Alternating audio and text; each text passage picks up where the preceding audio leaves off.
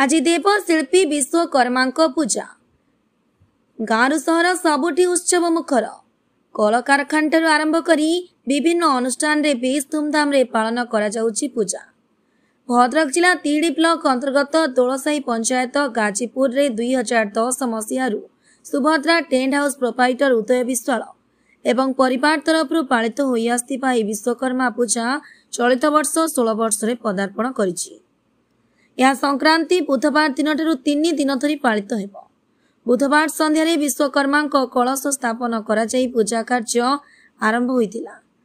देवशिल्पी विश्वकर्मा कृपा एवं आशीर्वाद लाभ करी उदय विश्वाल 2010 मसीह विश्वकर्मा मुर्मयी मूर्ति तैयारी करी वार्षिक पूजा विधि पूर्वक पालन करी पूजा आगमन रे गाजीपुर ग्राम रंगीन आलोकमाला रे झलसी उठिछि।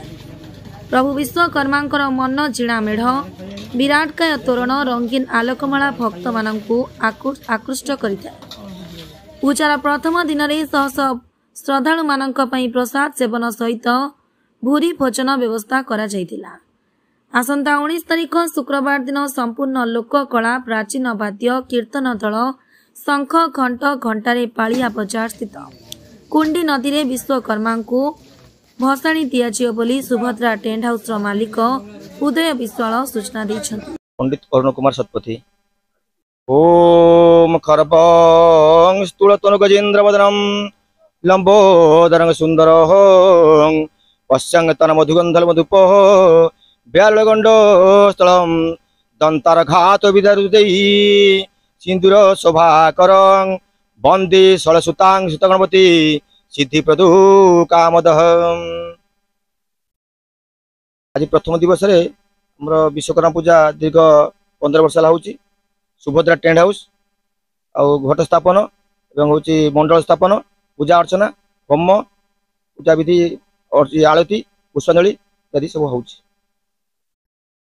मु श्री क्षीरोद कुमार महापात्र घर मोर गोपाल माधव गाजीपुर स्थित सुभद्रा टेंट हाउस तरफ निमंत्रण पाई मुझे विश्वकर्मा पूजा उपस्थित रही पूजा अर्चना देखा सहित प्रसाद सेवन करने को आसी।